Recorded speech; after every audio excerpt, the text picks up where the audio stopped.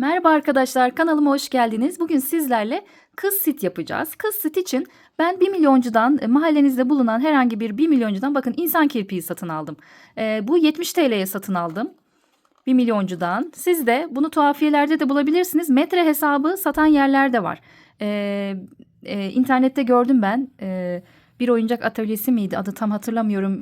O gibi sitelerde amigurumi malzemesi satan sitelerde metre hesabı yapay kirpik satılıyor. Ben bunu 70 TL'ye temin ettim 1 milyoncudan. İplerim ise Peria X Large Baby Soft Cotton Amigurumi bej rengini kullanıyorum ben arkadaşlar. Açık bej diye geçiyor. Kodu buralarda yazmıyor maalesef. Ama açık bej adı altında satın alıyorum. Elbisesi için de yine kar topunun ipini kullanacağım. Kar topu Baby Natural. Saçı için de kızıl tonunu yakalamak için bakın Alize Cotton Gold arkadaşlar. Bunun markası da. Bu ipimi kullanacağım. Gerekli olan diğer malzemeler de birazcık boncuk elyaf arkadaşlar ve elektrik teli kullanacağım arkadaşlar. Bakın. Yani burada marka falan yazıyor da inanın bana bunu bedava verdi. Bir tane elektrikçi abimiz var mahallemizde. Rica ettim. Abi dedim atıl elektrik telleri var mı? Bakın şu kablolu olması güzel oluyor. Hani amigurumi'nin ördüğünüz oyuncağın içerisinde bir zarar vermiyor. Normalde amigurumi malzemesi satanlar bunu saf halde satıyor ya kablosuz. Siz tekrar ip dolamak zorunda kalıyorsunuz ya da elektrik bandı sarmak zorunda kalıyorsunuz. Bence kablolu alın. Bu gibi durumlardan kurtulmuş olursunuz. Ve gidip mahallenizde söyleyin bence. Parça var mı atık ya da böyle yarım yarım kullandıkları malzemeler oluyor. Ben onları getiriyorum eve, yıkıyorum, dezenfekte ediyorum ve kullanıyorum. Bana açılmamış paket verdiler böyle sağ olsunlar. Kullanmıyorlarmış. Ve arkadaşlar yine tuhafiyelerden temin edebileceğiniz 6 ya da 5 milim kilit göz kullanacağız. Ve tığımızda 2,5 milim tulipin tığını kullanıyorum. 4 numara 2,5 milim. Hemen kafa, boyun, gövde tarifiyle başlıyorum. Sihirli halkamızı oluşturacağız arkadaşlar. Sihirli halkamızın içerisine hemen 7 tane sık iğne yapıyorum. Bakın. 1 2 3 4 5 6 ve 7. Sihirli halkamı kapatıyorum ve şimdi hemen karşıya geçip arttırma yapıyorum arkadaşlar. 7 tane arttırma yapıyorum toplamda.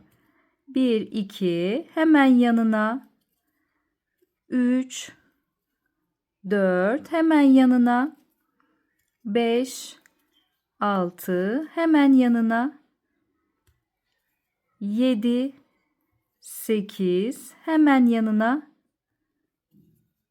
9 10 hemen yanına 11 12 hemen yanına 13 14. Aynı ilmeğin içerisine çift batarak toplamda 7 kere çift battık ve etrafında 2, 4, 6, 8, 10, 12, 14 tane sık iğne elde etmiş olduk arkadaşlar. Hemen kendimize bir parça ilmek belirleyici ip kesiyoruz. Şu şekilde. Erkek sitte de anlattım bunları arkadaşlar. YouTube kanalımda var. Oradan da bakabilirsiniz kafa boyun tarifine. Yine hemen hemen aynı, sadece rengini değiştireceğiz. Şimdi hemen bir yandakinden devam ediyorum. Bir tane sık iğne yaptım. Bir tane yanındakine arttırıyorum. Ve bunu toplamda 7 kere tekrarlayacağız. Bir sık iğne, bir arttırma. Toplamda 7 kere. Bir sık iğne, bir tane arttırıyoruz hemen yanına. Sıra sonuna kadar bunu tekrarlayacağız arkadaşlar. Bir tane sık iğne yaptım. Hemen yanına bir tane aynı ilmeğin içerisine çift batarak arttırıyorum. Bir tane sık iğne batıyorum. Bir tane hemen yanına arttırma yapıyorum. Şu anda 3. sıramızı bitirdik arkadaşlar. Bir sık iğne, bir arttırmayı 7 kere yaptık. Toplamda 14 sık iğnemiz vardı ikinci sıramızda. Şu an 21 sık iğne oldu. Hemen ilmek belirleyicimi bir üste taşıdım. Şu an 4. sıramızda 2 sık iğne, bir tane arttırma yapacağız. Yine 7 kere tekrarlayacağız. 2 tane sık iğneyi tek battım. Hemen yanına bir tane arttırma yapıyorum. Devam edelim. 2 sık iğne tek battım. Hemen yanına bir tane arttırma yapıyorum. Yine bunu da 7 kere tekrarlayıp sıra sonuna gelip buluşalım. Evet arkadaşlar, şimdi bakın şöyle sayalım. 1, 2, 3, 4. Dördüncü sıramızı tamamladık. 5'ten 8'e kadar da düz öreceğiz arkadaşlar. Hemen ilmek belirleyicimi bir üst sıraya taşıdım. Şu anda etrafında arkadaşlar 28 tane sık iğnemiz var. Hemen sayalım. Bakın şöyle sayacağız. 2, 4, 6, 8, 10, 12, 14, 16, 18, 20, 22, 24, 26, 28. Çevresinde 28 sık iğnemiz var. Ve 1, 2, 3, 4.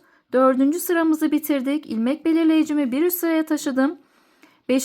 sıradan 8. sıraya kadar ise düz örüyoruz arkadaşlar. Haydi buyurun birlikte örelim. Her ilmeğe tek batarak döne döne düz öreceğiz arkadaşlar. Her ilmeğe tek batıyorum bakın.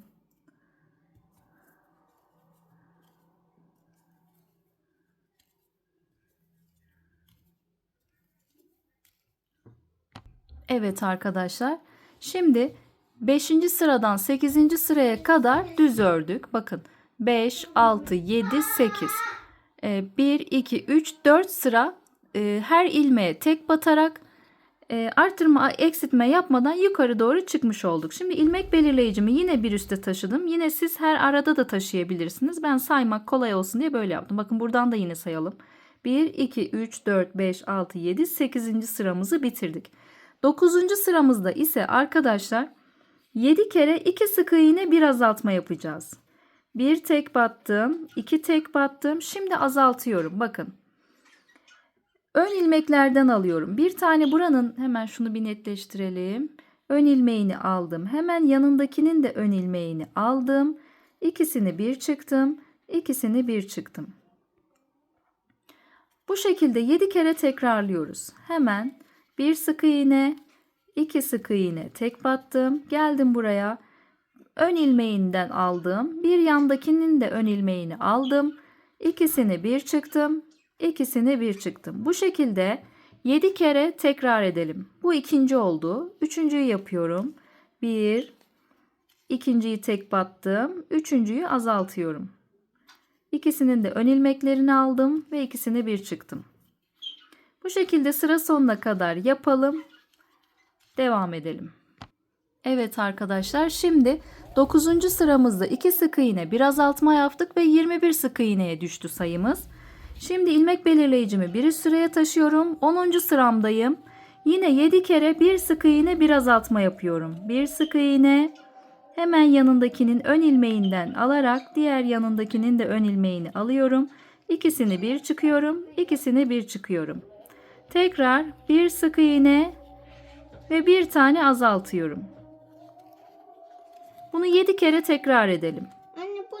Evet arkadaşlar, 10. sıramızı da tamamladık. Bir sık iğne bir azalttık ve 14 sık iğne kaldı. Şu an elyafımızı dolduracağız içine. Burası kafamız arkadaşlar. Kafa yapımıyla başladık. Boyunla devam edip gövdeyle bitireceğiz. Güzelce dolduralım. Evet, elyafımızı sıkıca doldurduğunuza eminseniz şimdi 7 kere azaltma yapacağız peş peşe ve telimizi koyacağız. Şimdi bakın arkadaşlar. Hemen peş peşe azaltıyorum. 1 yan yana. 2 7 kere sıra sonuna kadar azaltacağım. 3 4 5 bir parmağımla da bastırıyorum ki elyaflar çıkmasın diye. 6 ve 7.'yi de azalttım arkadaşlar. Şimdi telimizi ayarlayalım. Şimdi bakın, karga burnu yardımıyla telimi bir parça kestim. Genelde santim soruyorsunuz. Hemen ölçeyim. Ay. Pardon. Yaklaşık 35 santimlik bir tel kestim. Ama bu telin uçlarını kıvıracağız tabii ki de. Ben göz kararı kestim şu anda. Siz 30-35 santimlik kesin. Şu şekilde bakın kıvırdım ucunu.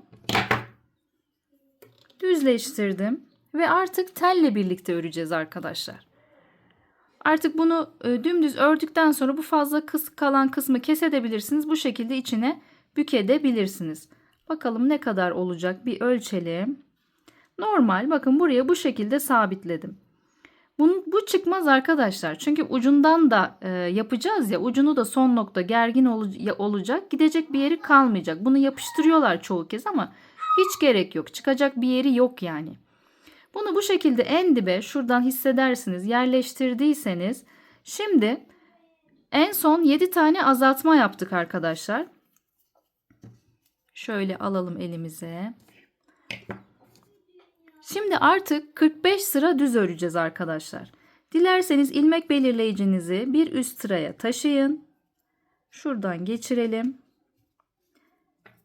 Şurada artık 7 tane sık iğne kaldı. İlmeklerimiz 7 ilmeğimiz kaldı ve 45 sıra dümdüz boyun öreceğiz. İçerisine elyaf falan koymuyoruz. Sadece kafaya koyduk ve telimizi yerleştirdik. Ve şu an bakın telle birlikte dümdüz sık iğne örüyorum. Arttırma eksiltme yapmadan tam tamına 45 sıra yapacağız. Bakın. Tel çıkmıyor gördüğünüz gibi. Sadece ilmek belirleyicinizi şöyle atlatın. Teli oraya koydum ve gördüğünüz gibi çıkmıyor, hiçbir şey olmuyor. Zaten zamanla ördükçe de oraya iyice sabitlenecek ve sıkılaşacak. Bu şekilde. Telle birlikte öre öre boynumuzu tam 45 sıra olduğunda duracağız arkadaşlar. Birlikte sayacağız. Evet. Burhan da geldi bana eşlik ediyor arkadaşlar. Devam ediyoruz örmeye. Kilidini açtım. Evet arkadaşlar, telle birlikte içine elyaf koymadan sadece telle birlikte bakın şuradan itibaren ilmek belirleyicimi bıraktım ve saydım 45 sıra. Eğer siz ilmek belirleyicini sıra sıra atlatarak da yapabilirsiniz ama zor olur. Ben burada bıraktım. Eğer bırakmadıysanız da bakın en dipten sayabilirsiniz. Bir ya da iki sayı çok bir şey fark etmez hayatınızda.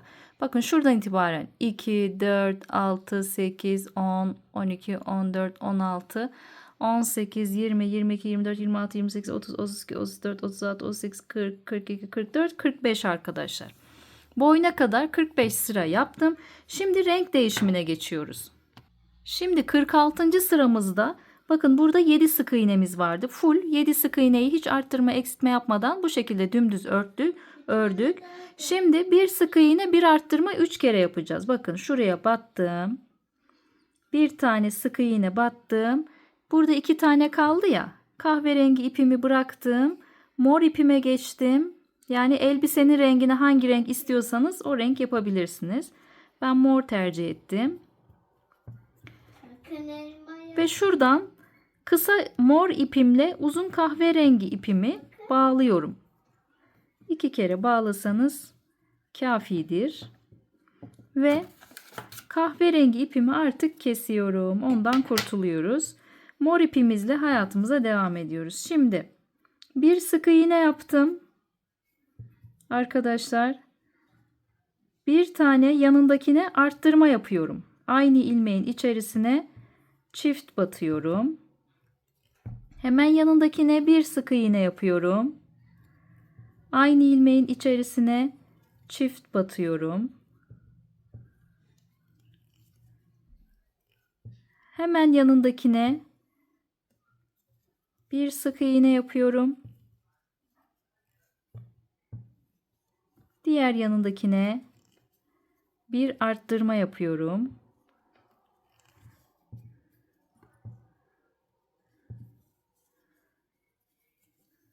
Şöyle bir saniye. Hemen yanındakine bir sık iğne yapıyorum. Ve diğerine de bir tane arttırma yapıyorum. Evet arkadaşlar, 46. sıramızda bir sık iğne bir arttırmayı 3 kere tekrarladık ve etrafında 10 sık iğne oldu. Zaten şurada 7 sık iğneydi ya. 3 kere arttırma yapınca bir sık iğne bir arttırma, bir sık iğne bir arttırma, bir sık iğne bir arttırma, şurası 10 elde etti. Yani 10 sıra 10 sık iğnemiz elde etmiş olduk. Şimdi devam ediyoruz. Şimdi arkadaşlar 5 kere bir sık iğne bir arttırma yapacağız. Hemen yanından dilerseniz ilmek belirleyicisini de şuradan çıkarıp buraya tekrar takabilirsiniz. Renkten de belli oluyor ama yine de dilerseniz böyle yapalım hadi birlikte. Şimdi de 5 kere bir sık iğne bir arttırma.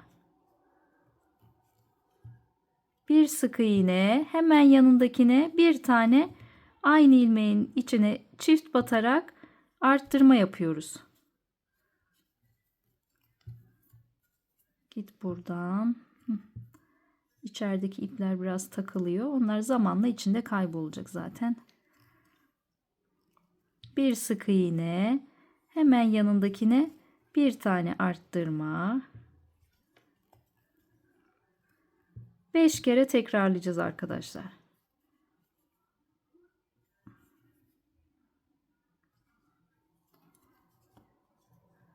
Bir sık iğne, hemen yanındakine bir tane arttırma.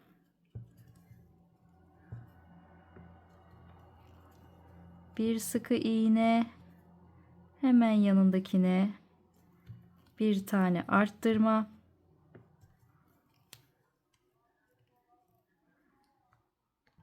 Ve sonuncu, şöyle çekelim kenara. Bir sık iğne, bir tane arttırma yapıyoruz. Evet arkadaşlar. Bir sık iğne bir arttırmamızı da yaptık. Etrafımızda 15 tane sık iğnemiz elde etmiş olduk. Şimdi yine bir üste çıkıyoruz. Arkadaşlar 2 sık iğne bir arttırma yapacağız. İlmek belirleyicimi de bir üst sıraya taşıdım. Sıra sonuna kadar 2 sık iğne bir arttırma yapıyoruz. 2 sık iğne tek batıyoruz. Bir tane arttırma yapıyoruz yanına.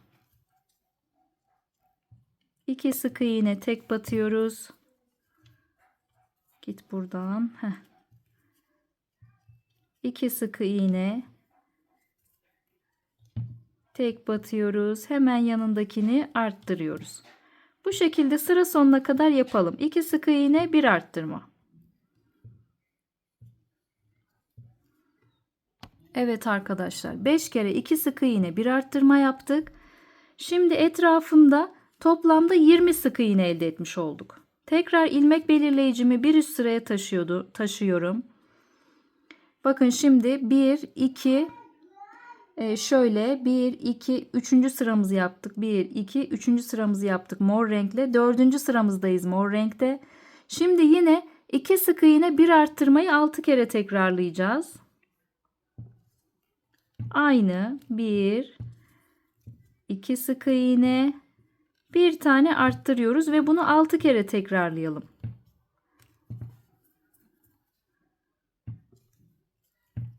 Bir 2 üçüncüyü arttırıyorum. 6 kere 2 sık iğne bir arttırma yapalım. Evet, 6 kere 2 sık iğne bir arttırma yaptık. Sıramızın sonunda 2 tane tek sık iğnemiz kaldı. Onu da tek batıyoruz. 1 2. Şu anda arkadaşlar 2 sık iğne bir arttırmayı 6 kere tekrarladığımız için etrafında 26 sık iğnemiz olmuş oldu. Şimdi 1 2 3 4. sıramızı tamamladık mor renkte.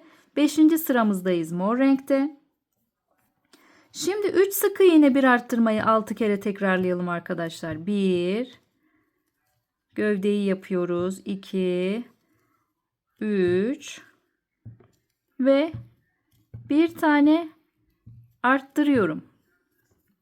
6 kere tekrarlayalım. 3 sık iğne, 1 arttırma. 2, 3 ve arttırıyorum. Sonuncuyu. 3 sık iğne, 1 arttırma. 6 kere tekrarlayıp buluşalım.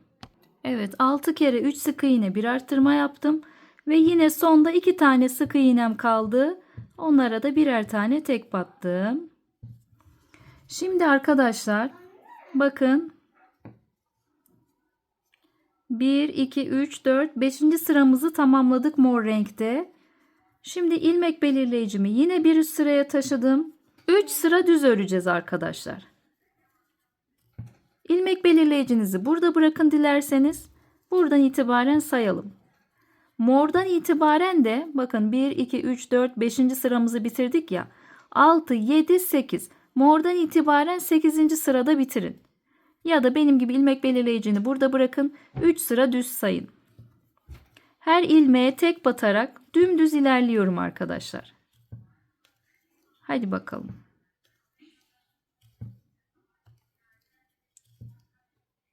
Şimdi arkadaşlar 3 sıra düz ördük. 6, 7, 8. sıralarımızı düz ördük. Ve ilmek belirleyicimi yine bir üst sıraya taşıdım. Şimdi azaltma yapıyoruz. 2 sık iğne, 1 azaltma yapacağız. Ama arkadaşlar arka ilmeklerden alarak yapacağız. Bakın. Şu şekilde normalde sık iğnemi böyle batıyorum ya. Böyle batmayacağım da arka ilmeklerden alacağım. Şöyle. 1 sık iğne aldım. 2 sık iğne aldım. Bir tane azaltıyorum. Özür dilerim. Şuradan aldım. Bir tane de buradan aldım yan ilmekten. İkisini bir çıktım. İkisini bir çıktım. Az önce yaptığımız azaltma gibi. Bir tane daha yapayım. Bir sık iğne arka ilmekten aldım. 2 sık iğne arka ilmekten aldım. Azaltıyorum. Bir tane bundan aldım. Bir tane diğerinin arka ilmeğinden alacağım. Eğer bu size zor gelirse başka bir yöntem daha gösterebilirim. Bakın başka bir yöntem gösteriyorum. Bir sık iğne yaptım. 2 sık iğne yaptım. Azaltmaya geldim. Bir tane bundan aldım. Bir tane de bundan aldım. Üçünü bir çıktım. Bu da bir azaltma yöntemi. Hangisini tercih ederseniz, hangisi kolayınıza gelirse. Sıra sonuna kadar 2 sık iğne, bir azaltma yapalım arkadaşlar. Arka ilmeklerden alarak. Evet arkadaşlar. Arka ilmeklerden alarak bakın burada bir hat çıkardık. 2 sık iğne, bir azalt yaptık sıra sonuna kadar. Şimdi bir sık iğne, bir azaltma yapıyoruz. Normal. Artık arka ilmekten almıyoruz. Normal batıyoruz. Bir sık iğne ve bir tane azaltma. Ön ilmeklerden aldım. Diğerinin de ön ilmeğini aldım ve azalttım. Tekrar bir sık iğne, bir tane azaltıyorum. Bunu sıra sonuna kadar tekrar edelim. Evet arkadaşlar, bir sık iğne, bir azaltmamızı yaptık. Şimdi ipimi biraz uzun bırakıyorum ve buranın doldurma işlemini yapacağım. Elyafımızı güzelce dolduralım. Sıkıca gövdemize. Şimdi arkadaşlar elyafımızı da telimizi de şöyle şurayı iyice itiyoruz bakın. Düzleştirelim. Ve iyice ittik. Burada fazla parçam var gördüğünüz gibi. Fazla parçamı azaltacağım. Keseceğim. Şunu aldım. Bir sağa bir sola, bir sağa bir sola karga burnuyla ya da bunun kesi aletleri de var. Kerpetenle falan da yapabilirsiniz. Benim yok. Evet, fazla parçayı kopardım. Yine elyafımı tepmeye devam ediyorum. İyice ittim. Ve şu ucunu yine kıvırıyorum. Şu şekilde kıvırdım. Ve yine içine itiyorum. Gidebileceği son noktaya kadar. Heh. Ve artık kapanışı yapacağız. İyice doldurduğunuzdan eminseniz, şurada ipim kaçmış, şunu alayım ben. İyice doldurduğunuza eminseniz şimdi sıra sonuna kadar hep azaltıyoruz arkadaşlar. İlmek belirleyicimizin olduğu yere kadar sürekli azaltalım ve burayı kapatalım artık. Bir yandan azaltırken de boşlukları elyafla doldurmayı unutmayın.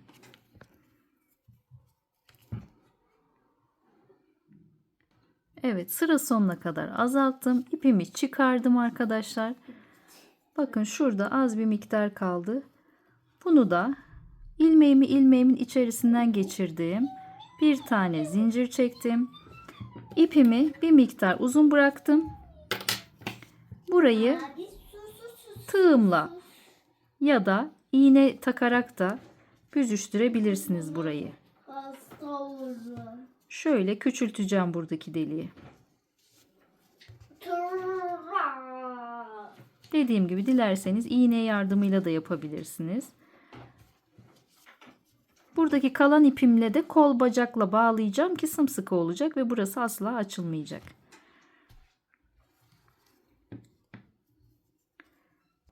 Evet, bu şekilde sıktıktan sonra bunu dediğim gibi ayakla kolla birleştireceğiz. Bakın gerdirin şöyle. Yani yapıştıranları görüyorum, videoları gördüm. Yani ne gerek var? Bu nereye gidecek bu tel? Başka bir yere gitme şansı yok ki, burada iki uçta. Kayma şansı yok. Yani en son noktaya kadar koyuyorsunuz zaten. Hani şurada biraz daha pay olur da aşağı kayar dersiniz. Zaten son noktaya kadar yaptık. Şuradan bakın dokununca iki telin ucunu da hissedebiliyorsunuz. Tamamdır. Şimdi eteği yapalım. Şimdi etek yapımını göstereceğim. Mor ipimi aldım. Bir tane zincir çektim ipime. Geldim. Bakın eteğimin herhangi bir noktasından da batabilirsiniz. Burada ilmeğimiz, dışarıda ilmekler bıraktık ya. Oralardan, şuradan birine, herhangi bir ilmeğe de batabilirsiniz. Buraya ilmek kaydırarak sabitleyeceğim ipimi. Yapamadım. Hadi birlikte bir daha deneyelim. Geçirdim. Şu küçük ipi tutarsanız ilmeğimin içerisinden geçirdim ve üzerine iki tane zincir attım. Şimdi trabzan yapıyoruz arkadaşlar. İkili trabzan. Bir tane battım. Hemen yanına bakın doladım. Tığımı ipime doladım. Bir yandakine geçtim. Alttan bu halkadan geçirdim. İki tane, burada üç tane halka kaldı ya. İki tanesini bir çıktım. Kalan ikiyi de bir çıktım. Ve her ilmeğe çift batacağız arkadaşlar. Tekrar aynı ilmeğin içerisine bir tane daha yapıyorum. Bakın 3 tane halkam var. İkisini bir çıktım. İkisini bir çıktım. 2 kere çıkıldığı için buna ikili trabzan deniyor. Tekrar tığımın üzerine ipimi aldım. Bir yandakine geçtim. Çıktım ve ikili trabzan yapıyorum. Önce 2 halkayı bir çıktım. Kalan 2 halkayı da bir çıktım. Aynı ilmeğin içerisine çift batacağız sıra sonuna kadar. Her ilmeğe 2 trabzan yapacağız. Bu eteği arkadaşlar. Bu şekilde sıramızın sonuna gelene kadar her ilmeğin içerisine çift batarak ikili trabzanlar yapıyoruz. Robot. Sıra sonunda buluşalım. Evet arkadaşlar, eteğimizin sonuna geldik. Bakın bitirdik ve hemen bir yandakine battım. İlmeğimin içerisinden kaydırdım. Bir tane zincir çektim. İpimi gizlemek için bir tık uzun bıraktım. Aralardan gizleyeceğiz bu ipi. Buraya da ayaklar gelecek arkadaşlar. Dilerseniz eteği uzun, isterseniz bir sıra daha üstüne her ilmeğe tek batarak bir trabzan daha geçebilirsiniz. Ben bu şekilde yeterli görüyorum. Şimdi arkadaşlar mor ipimiz elimizdeyken hemen kol yapımını anlatayım. Sihirli halkamı yapıyorum. İçerisine 6 tane sık iğne yapıyorum. 1 2 3 4 5 ve 6. 2, 4, 6. Sihirli halkamı sıkıyorum, kapatıyorum arkadaşlar. Şimdi yine arka ilmeklerden alarak 6 sık iğne öreceğim arkadaşlar. Yani şu şekilde düz batmayacağım da sık iğne yapar gibi şu ortaya batıp arkadaki ilmeğini alacağım. Hemen yapalım. 1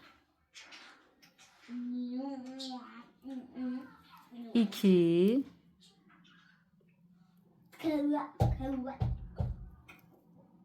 3 4 5 arka ilmeklerinden alarak yaptım ve 6. Şimdi normal 6 sık iğne yapacağım, düz. Yani her ilmeğe tek batarak. Normal ilmeğine batarak 1 2 3 4 5 ve 6. Şimdi ise arkadaşlar 4 sık iğne bir azaltma yapacağım. Şöyle biraz küçüldü artık kolumuz. 1 2 3 ve 4 sık iğne yaptım. Şimdi bir tane azaltıyorum.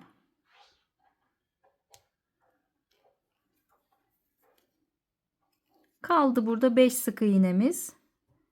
Onu da normal yapalım. 1 2 artık ilmeklerimiz küçüldü. 3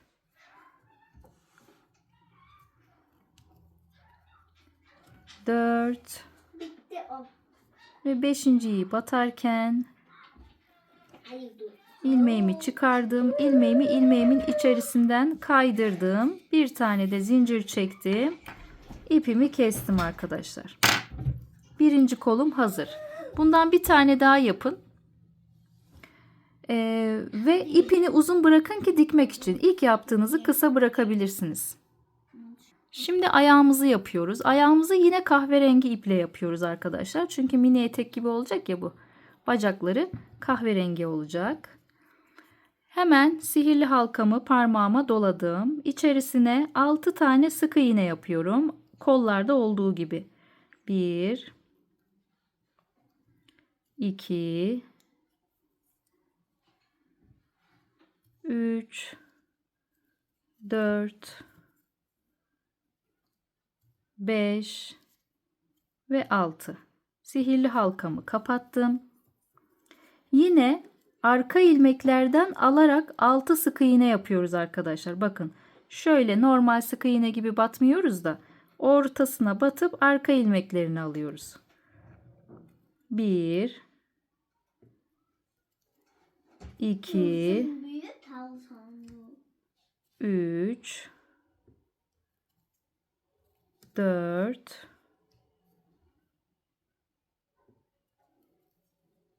5 ve 6. Şimdi ise arkadaşlar bakın ikinci sıramızı yaptık. Şimdi 3 4 5 6 yani 4 sıra düz öreceğiz. Şu şekilde dilerseniz içerinizden 24 sık iğne sayın. Şöyle 1 2 ben erkeksi de anlatırken 24 sık iğne içinizden sayın demişim. Şey anlamışlar. 24 sıra düz öreceğiz. Hayır arkadaşlar. Siz 24 sık iğne sayın. Biz sadece 3 4 5 6 sıra yapacağız ya. 6 kere 4 24 yani 24 tane sık iğne batmış olacağız sonunda. Ona kastettim. Bilmiyorum anlatabiliyor muyum ama kafanız karışmasın. Hani ilmek belirleyici koymadık ya. 24 sık iğne batınca bırakın demek istiyorum yani. Valla bana mantıklı geliyor ama size karışık geliyor olabilir. Hak veriyorum. Bu şekilde sayın. 5. Döne döne çıkın. 6. Yani 4 sıra. 23 ve 24.'yü battım. Bakın 1, 2, 3, 4, 5, 6 sıra olacak. Yani şuradan pardon 1, 2, 3, 4, 5. Ay sayamıyorum. 1, 2, 3, 4, 5 ve 6. Evet 6. sıramızı yaptık. Toplamda 24 sık iğne çıktık yani. Bu kadar arkadaşlar. Şimdi bir tane daha sık iğne yapalım yanına. Ve ilmeğimi ilmeğimden kaydıralım. Bir tane de zincir çekelim. İpimi kısa keselim. İkinciyi yaparken ipini uzun kesin. Diğerini dediğim gibi uzun bırakın. Ayak yapımımız bu şekilde. Tırnaklarını yapalım şimdi. Tırnak için bir miktar beyaz ipimi aldım. Şuradan ipimi biraz uzun bırakıyorum ki bağlayacağız çünkü. Bir tane zincir çekiyorum. Bir tane zincir çektikten sonra ayağıma geldim. Bakın bu arkadan aldığımız ilmekler var ya, burada önde çıktı. Geldim buraya. Şuradan kısa ipimi tuttum. İlmeğimi ilmeğimin içerisinden geçirdim. 2 tane zincir çektim. 1, 2. Bir yanındakine battım. Aldım ilmeğimi. İlmeğimi ilmeğimden kaydırdım. Tekrar 2 zincir çektim. Bir yandakine geldim. Bir tane aldım. İlmeğimi ilmeğimden kaydırdım. 1, 2 zincir çektim. Tekrar geldim. İlmeğimi ilmeğimden kaydırdım. Sıra sonuna kadar aynı yapıyoruz. 2 zincir çektim. Bir yana geldim. İlmeğimi ilmeğimden kaydırdım. 2 zincir çektim. Bir yana geldim. İlmeğimi ilmeğimden kaydırdım. Ve şuradaki beyazla birleştiriyorum. Buraya geldim. Yine ilmeğimi ilmeğimden kaydırdım. Bir tane zincir çektim. İpimi biraz uzun bırakarak kestim. Nereden alırsanız artık ipi şöyle bir yerden, herhangi bir noktadan bu alttaki beyaz ipleri çıkacağım. Birini buradan çıktım. Yine diğerini de aynı noktadan çıkarıp ikisini bağlıyorum arkadaşlar. Benim ipim biraz kirli bir beyaz. Yanlış anlaşılmasın. Kirli değil. Bu Alize Cotton Gold'un beyaz ipini aldım. Yani krem desen krem değil. Bildiğin kirli arkadaşlar. Nasıl böyle üretiyorlar anlamıyorum. Yani sanki üretim hatası gibi. Ama birçok mağaza gezdim. Hani dedim benim aldığım mı hatalı?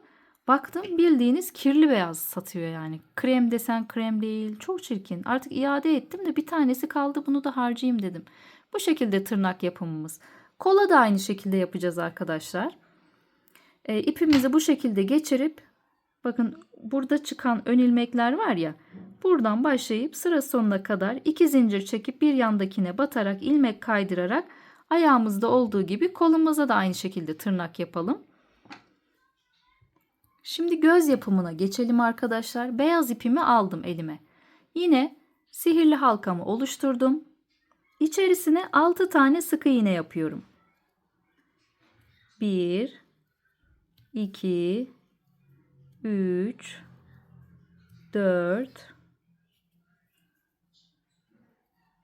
5 ve 6.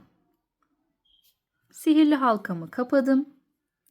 Şimdi içerisine 6 kere arttırma yapacağız. Hemen geldim buraya. Battım. 1, 2. Aynı ilmeğin içerisine çift battım.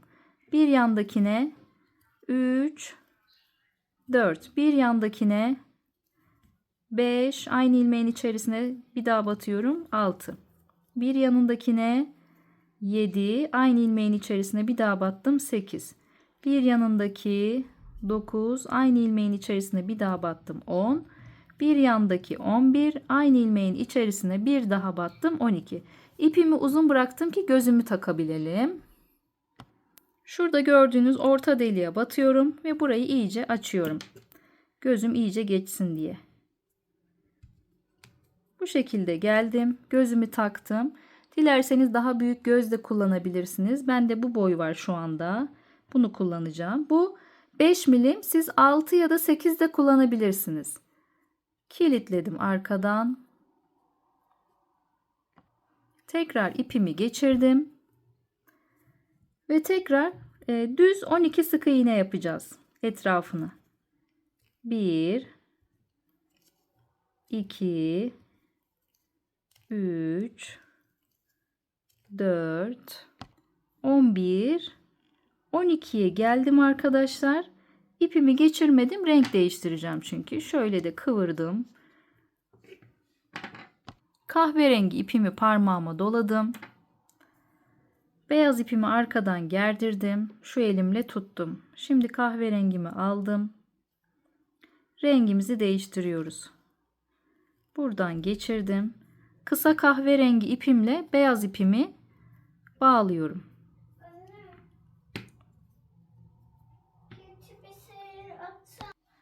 Şimdi beyaz ipimle işim bitti. Burayı kesiyorum. Kahverengi ipimizle devam ediyoruz. Kahverengi ipimizi de arka ilmeklerden alarak örüyoruz. Bakın bu şekilde. Yine 12 sık iğne yapacağız arkadan alarak. 2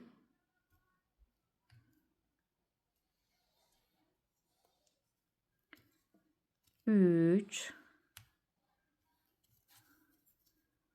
4 arka ilmeklerden 5 ve 12 arka ilmeklerden yaparak yaptık. Şimdi normal öreceğiz. Normal 12 sık iğne.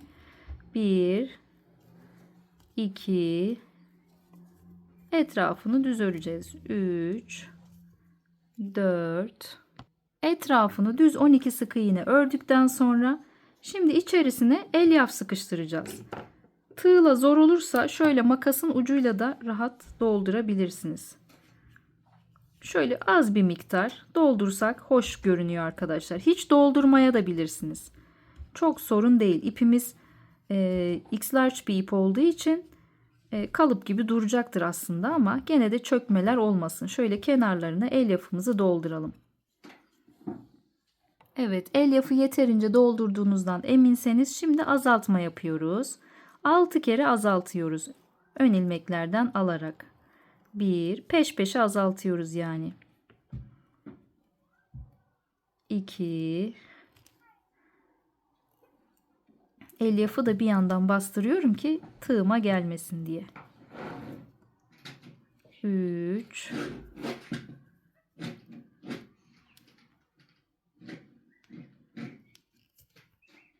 4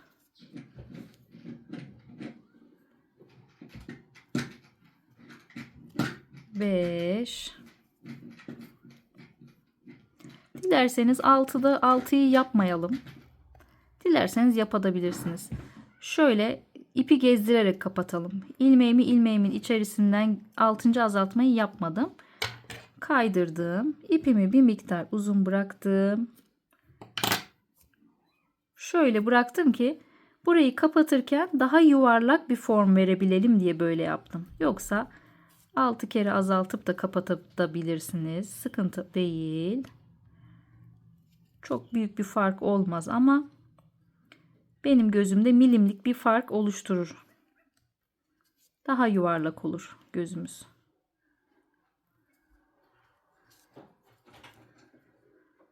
Evet, gözümüzü bitirdik. Arkayı tamamen kapattık.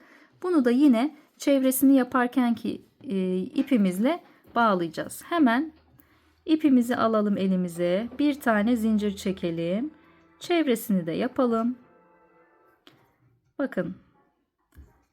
Arka ilmeklerden alarak ördüğümüz yer var ya, aynı etekte yaptığımız gibi. Burada fazladan ilmeklerimiz var. Önden ilmeklerimiz var. Hemen buraya batıyorum. Bir tane. İstediğiniz yerden batabilirsiniz. Ben genelde bitiş ve başlangıç noktasına batıyorum. Ama ortalardan da yapsanız yine sıkıntı olmaz. İlmeğimi ilmeğimden kaydırıyorum. Kısa iplerimi şuradan tutuyorum, sıkıyorum. Şimdi normal düz arkadaşlar 12 tane sık iğne çevresini dolanacağım. Sıranın sonuna kadar normal sık iğne yapıyorum. Bu şekilde dolaşıyorum. Öndeki fazla ilmeklerimi alarak. Sıranın sonunda buluşalım. Her ilmeğe tek batıyorum. Evet, şimdi sıramızın sonuna geldik ya arkadaşlar. Hemen şuraya bağlayacağız. Buranın altına bir tane girdim tığımla. Bir tane ip aldım ve ipimi şu halkadan geçirdim. Bir tane de zincir çektim. Bir miktar uzun bıraktım ki arkalardan çekip bunu hemen, bakın şunun olduğu yerden çekelim. Şöyle uzun iplerimi şuralardan çıkarabilirsiniz.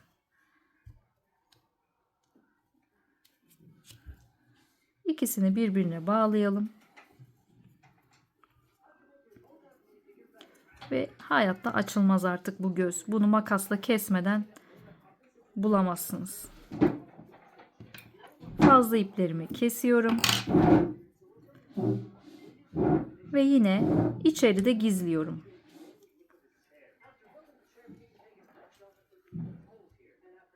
Kolay gibi görünüyor ama bunlar zahmetli işler.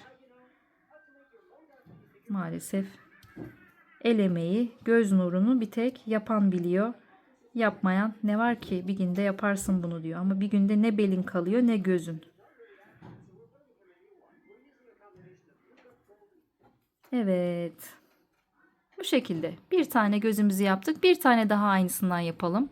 Evet arkadaşlar, şimdi saç yapımı ile devam ediyoruz. Saç için yine dilediğiniz ipte, renkte ip kullanabilirsiniz. Zincir çekerek başlayacağız. Tığımı ipime doladım. Şurada bir halka oluşturdum. Bir tane aldım. Burayı hiç bırakmadan üzerine bir tane daha çektim ve bir zincirim oldu. 10 tane zincir çekeceğiz toplamda. 2, 3, 4, 5, 6, 7, 8, 9 ve 10.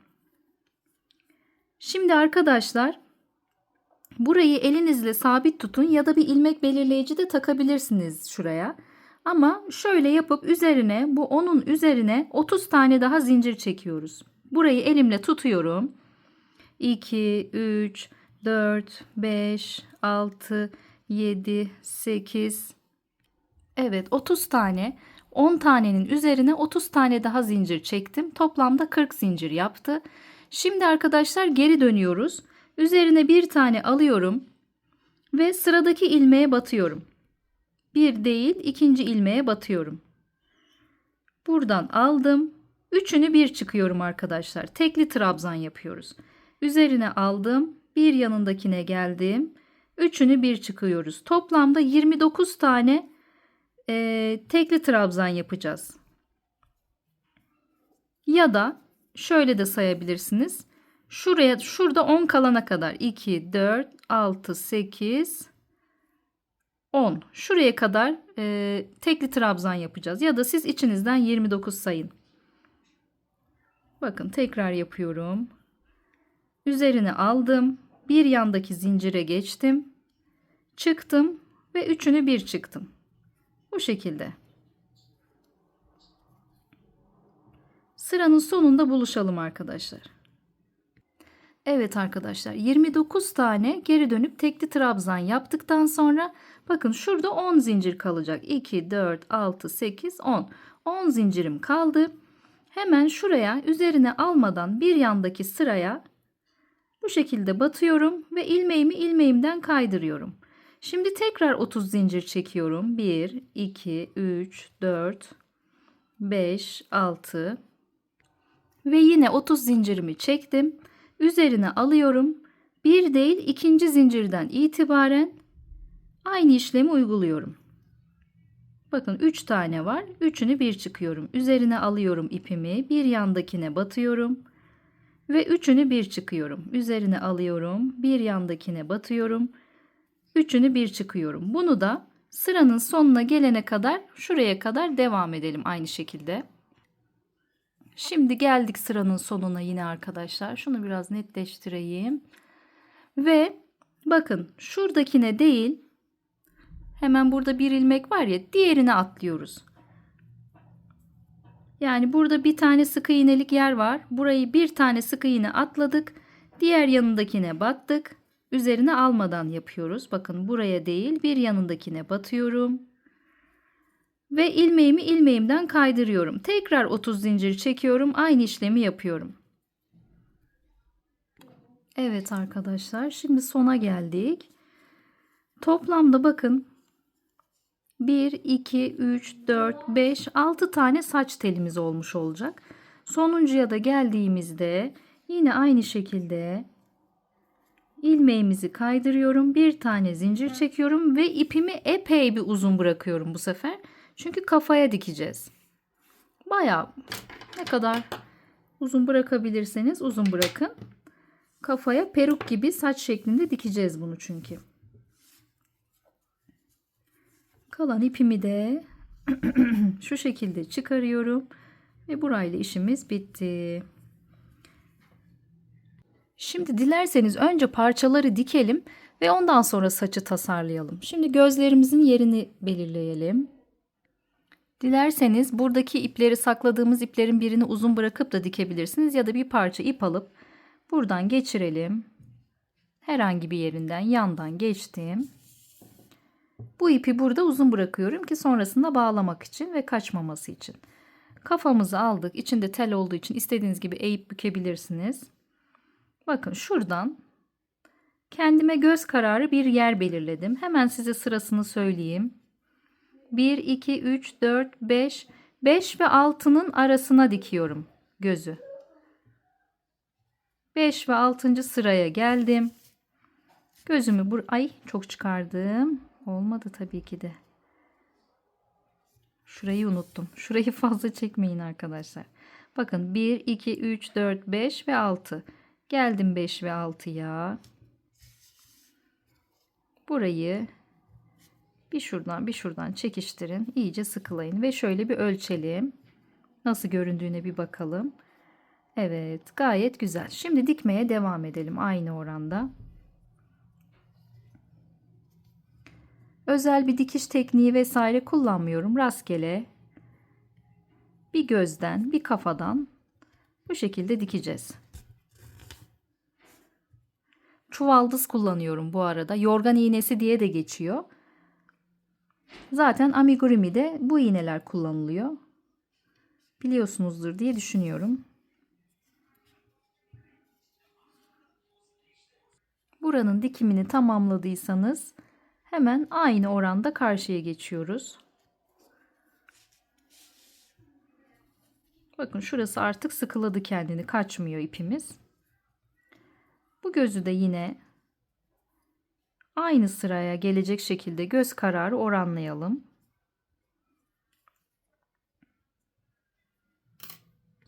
İki gözü de diktiyseniz buradan kafanın arkasından bu ipimizi çıkaralım. Daha sonra ikisini birbirine bağlarız. Bunu da buradan çıkarırız, hallederiz. Oralar bir dursun. Endişe etmeyin oralar için. Çünkü burun yapacağız daha. Bakın size iki göz arasındaki mesafeyi de söyleyeyim. 1, 2, 3, 4, 5, 6, 7, 8.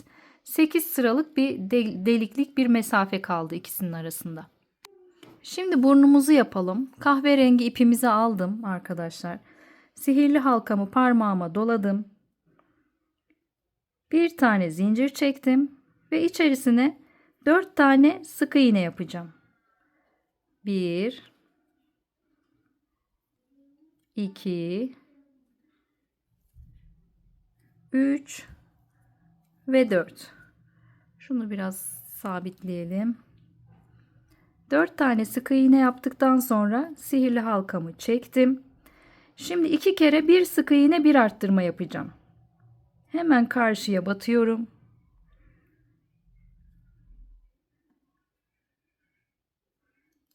Bir sık iğne, yanındakine bir tane arttırma. Aynı ilmeğin içerisine çift batacağım.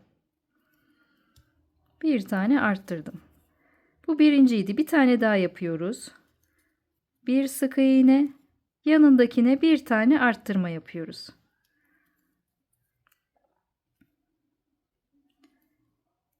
Şimdi arkadaşlar Tekrar bir sık iğne, bir arttırmayı 3 kere tekrarlayacağız bu sefer de. Bir sık iğne, bir arttırma yaptım. Bu bir. İkinciyi yapıyorum. Bir sık iğne, bir arttırma yaptım. Bu 2. Üçüncüyü yapıyorum. Bir sık iğne, bir tane arttırma. Burnumuz da hazır. Hemen şuradan bir tane ilmek çıkarıp dikmek için ipimizi uzun bırakıyorum. Şimdi burnumuzu dikeceğiz. Şurada sihirli halkadan kalan uzun bir ip var ya. Şunu şöyle makasla kesin. İğnemizi taktık. Şuradan bir tane alttan geçiriyorum arkadaşlar. Yandaki sıradan. Hemen bir ilmek de buradan alıyorum ki şurayı düzlemek için. Şimdi sidimizi alalım. Burnumuzu iki gözün arasına yerleştirelim. Ve dikmeye başlıyorum. Tamamen göz kararı. Yine sırasını bittikten sonra söyleyeyim size. Çünkü ben her şeyi göz kararı yapıyorum. Şablonlara uymuyorum. Çünkü yani bence siz de öyle yapın. Çünkü sizin gözünüz en doğru yeri söyler size diye düşünüyorum. Hani dikme konusunda. Tabii acemiyken böyle çok kağıtlara bağımlı kalıyoruz. Ben de öyleydim. Ama anladım ki en güzel sizin gözünüz, sizin yorumunuz. Burun dikme işlemi bittikten sonra son ipinizi de geçirin. Bakın burnun hemen bir altından ve iki yanından ipimi kesmeden geçiriyorum. Şöyle biraz aydınlatalım. Burnun hemen altından bir, iki yanından. Bakın şuradan bir, iki. Aldım ve 1, 2, 3. sıraya gelecek şekilde burnun ortasına şuradan mı sayayım? 1, 2, 3. Evet. 3. sıraya gelecek şekilde şurayı sabitledim ve yine bakın burnun 1, 2 yanından girdim. Ve tekrar şuradan orta noktadan, burnun orta noktasından 1, 2, 3.'den tekrar ipimi geçirdim. Şu gözü almasın. İpimi geçirdim ve ipimi alttan geçiriyorum. Alttan geçirdikten sonra sıkıyorum iyice ve tekrar aynı girdiğim noktaya batıp buradaki ipimin yanından çıkalım ki ikisini bağlayacağız. Çok da sıkmayın. Bu şekilde ağzımızı da yaptık. Bakın burnumuzu nereye dikmişiz? 1, 2, 3, 4, 5. sıraya. İki gözün ortasına gelecek şekilde 5. sıradan dikmeye başladık. 1, 2, 3 tane sırayı kapsadı. Şuradan sayarsak 1, 2, 3. Şimdi diş yapımına geçiyorum. Bunu da yapalım. Dikmeye başlayalım. Son parçamız olsun bu da. Şimdi ipimi bir miktar uzun bırakıyorum. Bakın şu şekilde. Buradan itibaren zincir çekiyorum. 1, 2, 3 tane zincir çekiyorum. Pardon 3 ben çekemedim. 3 tane zincir çektikten sonra hemen bir yanındakine üzerine almadan batıyorum. Bir tane alıyorum. Halkamı halkamın içerisinden kaydırıyorum. Tekrar bir tane daha zincir çekiyorum. Ve yine halkamı halkamdan kaydırıyorum. Tekrar 1 ve 2 zincir çekiyorum. Dönüyorum. Yine halkamı halkamdan kaydırıyorum. Ve şuradaki bir tane boşluk var ya. Oraya gelip batıyorum. Yine halkamı halkamın içerisinden kaydırıp bir tane zincir çekip ipimi yine bir miktar uzun bırakıyorum. İşte dişimiz. Şimdi bunu da buraya getirip ağzın istediğiniz herhangi bir kısmına isterseniz daha uzun bırakıp dikebilirsiniz. Ben ikisini buradan bağlayacağım. Bana bu daha kolay geliyor. Buradan bir tane çıkarıyorum. Şunu da alalım. İpim biraz katmanlarına ayrıldı. Hemen tekrar diğer yere ya da aynı yere de batabilirsiniz. Diğer dişim için olan ipi alıyorum. Bunu da buradan tutun ki çekerken çıkmasın. Şurada kalan iplerim oldu. Onları da alayım. Gelin bakalım buraya. Bağladım. Ve ipimi birazcık kestim. Ve seni hemen gizliyorum. İşte bu şekilde. Dilerseniz böyle yandan yapabilirsiniz. Dilerseniz buradan yapabilirsiniz dişi. Saç ipimi aldım arkadaşlar. Şimdi geldim. Kafamıza geldik arkadaşlar. Bakın şöyle bir yer belirledim. Tam buraya göre zaten ölçüsü. 1, 2 şuradan mı saysam ya da buradan. 1, 2, 3, 4. Dördüncü sırayla 5. sıranın arasına dikeceğim saçı arkadaşlar. Geldim. Kulağımın gözümün arkasından bu şekilde dikiyorum saçımı. Tekrar sıradan devam ediyorum. Bakın bir kafadan bir saçtan bu şekilde ipimizde niye uzun bıraktığımızı şimdi anlayacaksınız. Sonuncu yeri de diktikten sonra arkadaşlar kafamızın orta noktasından çıkıyoruz. Şimdi ipi uzun bırakmamızın sebebi buraya saç işleyeceğim arkadaşlar. Dilerseniz burada da bırakıp kesip atabilirsiniz. Şimdi şöyle bakın. Zikzaklar çizerek yani yatay çizgiler yaparak zikzak derken bakın şöyle yüzümüz şöyle farz edin. Kafamızda şurada kel kalıyor ya. Burası keltoş olmasın diye. Ama böyle bırakanlar da var. Nasıl olsa çiçekler geliyor ya. Çiçek de yapacağız kafasına, tacını. Dilerseniz ben uğraşmak istemiyorum derseniz böyle de bırakabilirsiniz. Bu boşlukları doldura doldura gideceğiz.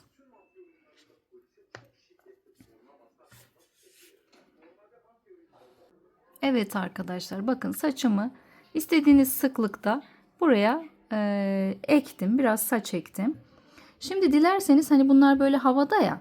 Dilerseniz bunları da şöyle bir miktar kafaya sabitleyebiliriz, tutturabiliriz. Ne dersiniz? Ben biraz yapacağım. Siz dilerseniz yapmayabilirsiniz. Tamamen keyfi. Hani biraz daha saçlar aşağı doğru dursun diye. Şuradan hemen ufak ufak tutturacağım. Şimdi şurada bakın ilk yaptığımız zincirimizin ipi var. Kısa bir ipi. Şimdi onunla birleştireceğim. Birleştireceğim derken onunla bağlayacağım. Ve saçımızı da bu şekilde sağlamlaştırmış olacağız. Onun yanından çıkıyorum. Şu şekilde ikisini bir bağlayıp yine kafanın içine gizliyoruz arkadaşlar. Evet. Kız sidimizin saçı hazır. Kollarını dikelim. Sidimizi şu şekilde sabitleyelim. Telimizi düzleştirelim. Ve kolumuzu iğnemizi geçirdik. Bakın hemen boynun bir saniye şuradan dikiyorum hemen. Görünüyor mu? Evet. Hemen boynun yanından dikiyorum. Yine özel bir dikim tekniğim yok. Bir koldan bir sidin vücudundan alarak dikiyorum.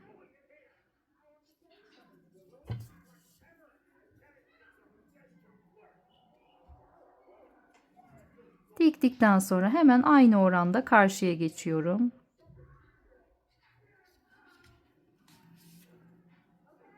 Bu bir. İkinci kolumuzu dikiyoruz. Şu fazla ipleri, şuradan kalan fazla ipleri alttan, kenarlardan çıkarabilirsiniz. Ben bugün şüphe ettim. Kaç numara tığ kullanıyorum ya? 2,5. Bir hata yok. Ama o kadar kalın geldi ki bugün bu tığ bana. Sanki neyse. Fazla ipimi de görüneni de şöyle kesiyorum. Buraya ölçüyorum ve dikiyorum. Kolumuzu da diktikten sonra bakın burada uzun iplerimiz var ya. Herhangi birinin yanından çıkalım alttan. Bu ikisini bağlayıp gizleyeceğiz. Şimdi ayağı dikelim. Ayağımızı da şu fazla ipleri bir atalım. Yine bakın aynı oranda ip bırakmıştınız ya, birini uzun bırakın birini kısa demiştim. Şu iplerimizi de şurada bir gizleyelim. Fazla iplerimizi. Dilerseniz ip bırakmadıysanız da aynı gözde olduğu gibi bir parça ipi fazla kesersiniz. Ayrıyeten yaparsınız. Öyle de olur. Hiç bu işleri sıkıntı etmeyin. Her zaman bir çözümü var. Her zaman kurallara, kaidelere uymak zorunda değilsiniz. Kendi fikirlerinizi üretin. Mesela bakın şöyle eteğin altına geldim. Eteğin dibinden şöyle dikeceğim. Şöyle şunu bir kenara alalım, fazla ipleri. Eteğin dibinden, bakın şuradan kenarından diyeyim ya da bir etekten bir ayaktan dikeceğim.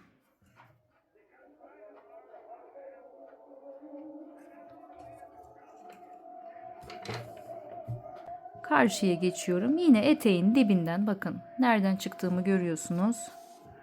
Buralardan ikinci ayağı da dikelim. Şimdi çiçeklerin yapımına geçelim. Zincir çekeceğiz yine. Başına taç yapacağız bunu. 1, 2, 3, 4, 5, 6, 7, 8, 9, 10, 11, 12, 13, 14, 15, 16, 17, 18, 19, 20 zincir çektim. Geldim kafama. Şu şekilde ölçüyorum. Tacımı yapıyorum. Arkayı çevirdim. Gel buraya. 20 yetmeyecek arkadaşlar. 25 zincir çekelim hemen. 20 demiştik. 21, 22, 23, 24, 25. Tekrar hemen geldim kafama ölçüyorum. Bakın gözlerin şuradan saçlarımın arkasına geldim. Burayı mecbur net çekemiyorum. Saçımın arkasına geldim ya. İpimi de alayım şuraya. Gel bakalım. Buradan ölçüyorum. Ve ilk yaptığım zincire batıyorum arkadaşlar. Şurada. Buraya battım. Bir tane geçirdim. Bir tane de buradan geçirdim. Bir tane zincir çektim. Burayı kestim. Ve çıkardım. Hemen kafamıza geri dönelim. Tacımızı şöyle yerleştirelim. Bakın şöyle. Bu ipleri de arkadan gizleyeceğiz daha sonra. Tacımızı yaptık. Şimdi üzerine çiçekleri yapalım. Evet, şimdi çiçek yapımını anlatıyorum. İpimi aldım. Bir tane sihirli halka oluşturdum. Tığımı altından geçirdim. Bir tane zincir çektim. Bir tane daha zincir çektim. Toplamda 2 zincir. Üzerine aldım tığımın. Şimdi ikili trabzan yapıyorum. Bir tane çıktım. Bir tane daha çıktım. Hemen geldim. Bir tane daha ikili trabzan yapıyorum. Bir tane daha ikili trabzan yaptım. Hemen üzerine almadan boşluğa halkamın içerisine battım. Halkamın içerisinden geçirdim. Tekrar 2 zincir çektim. Üzerine aldım ve yine 2 tane ikili trabzan yapıyorum. Bu 1. İkisini bir çıktım, ikisini bir çıktım. Bu 2. Halkamı biraz küçülteyim. Tekrar üzerine almadan yanına battım. Halkamın içerisinden geçirdim. 2 tane zincir çektim. Tekrar ikili trabzan yaptım. 1. Bu da ikinci ikili trabzanım. Şöyle tekrar yanına geldim. Bir tane, 2 tane zincir çektim. Ve yine 2 tane ikili trabzan yapıyorum. 1 ve 2. İpimi çekiyorum. Tamamen sıkıştırdım ipimi. Gördüğünüz gibi. Geldim orta deliğe. Bir tane aldım. Halkamı halkamın içerisinden geçirip arka taraftan bir tane zincir çekip ipimi kesiyorum. 3 tane daha farklı renk çiçek yapın. Bakın iyice sıkıştırın. 2 tane daha farklı renk ya da dilediğiniz sayıda da yapabilirsiniz. Çiçek yapın. Şimdi arkadaşlar çiçekleriniz bittiyse bakın şu şekilde, dilerseniz bunu silikonla da yapıştırabilirsiniz. İpleri daha kısa kesip, ben böyle yapıyorum daha sağlam olsun diye. Tercih meselesi. Bu tacın zincirinden bir tane tığıma alıyorum. Bakın şöyle ipimi geçiriyorum. Benim bugün tığ geçirmeyle sıkıntım var, anlaşıldı. Arkadaşlar özür diliyorum. Şimdi düzenlice geçirdim ve buradan bağlıyorum. Dediğim gibi dilerseniz silikonla da yapıştırabilirsiniz. İyice sıkıyorum. İpimi de küçük kesiyorum şuradan, ya da böyle kafanın içine de saklayabilirsiniz. Hani yapıyorduk ya, öyle de yapabilirsiniz. Şu dilerseniz yeşilimiz çıkmasın diye onu bir sabitlesek mi şuradan? 2'de 1 çıkmasın. Bunu da uzun bıraktığım ipler var ya, kafanın herhangi bir noktasından çıkıp şöyle çıkalım. Tacımı sabitleyelim ki kayma olmasın. Ve yine dediğim gibi tacı da silikonla yapıştırabilirsiniz. Nasıl isterseniz, arzu gönlünüz ne isterse.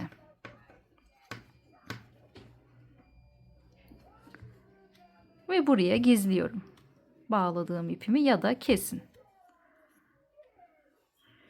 Şimdi diğer taç çiçeklerimi de aynı şekilde yapalım. Evet arkadaşlar, saçımız, kafamız, tacımız bitti. Kıyafetimiz, ayaklarımız. Şimdi geldik en zor noktaya. Kirpiklerimiz. Aslında en kolay ama en can alıcı noktası. Şöyle size yakın çekim yapayım. Bakın, bu aldığım kirpik kendinden yapışkanlıymış. Bilmeden aldım. Şu şekilde aldık ya. Mesela bu kendinden yapışkanlı diye öylesine şimdilik yapıştırdım. Ama asıl bakın, soğuk silikon arkadaşlar. Bu tuhafiyelerde, kırtasiyelerde, işte ne bileyim iplikçilerde muhakkak satılıyor. Ben her markasını, modelini görüyorum. Soğuk silikonumu aldım. Hemen bu yapışkanlı yere bir miktar sürüyorum.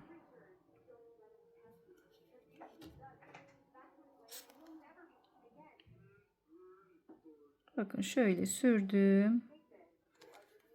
Bu mükemmel yapıştırıyor arkadaşlar. Gözün şöyle geldim, şöyle bir orantılayayım da öyle göstereyim size. Tığ yardımı da kullanabilirsiniz. Gözün arkasına yapıştırıyorum. Bakın. Şu çıkıntımız var ya zaten. Şu ördüğümüz çıkıntı. Onun arkasına yerleştiriyorum. Bu soğuk silikon çok sağlam oluyor arkadaşlar. Hayatta çıkmaz yani. Yani elbette çocuğun eline verirseniz, çekerseniz çıkar da koparır yani, daha doğrusu. Ama rutinde bunun çıkma imkanı, mümkünatı yok arkadaşlar. Soğuk silikon zamp gibi yapıştırıyor. Japon yapıştırıcısı gibi yapıştırıyor. Şöyle tığla da düzeltelim. Çok güzel oldu ya, değil mi? Evet arkadaşlar, bu tatlı kız setimiz hazır. Sevdiyseniz, beğendiyseniz lütfen abone olup kanalıma yorumlar yapmayı unutmayın. Her türlü eleştiri de olsa, olumsuz da olsa, olumlu da, tabii ki olumlu tercihimiz, ama eleştirel yorumlarınız da benim için çok çok kıymetli. Kendimi geliştirebilmem adına hepsi çok önemli. Çok teşekkür ediyorum. Bence çok güzel oldu ya. Bu kirpikler de ayrı bir güzelmiş. Valla insanın kendine takası geliyor, değil mi? Çok tatlı oldu, çok güzel oldu bence. Siz de beğendiyseniz lütfen beni desteklemeye, kanalıma abone olmayı unutmayın. Sizleri seviyorum. Yeni tarifler istiyorsanız lütfen bana yorumlara yazın. Hepsini tek tek okuyor ve tek tek cevaplamaya çalışıyorum ve kesinlikle dikkate alıyorum. Bana yeni fikirler verirseniz çok çok memnun olurum. Görüşmek üzere.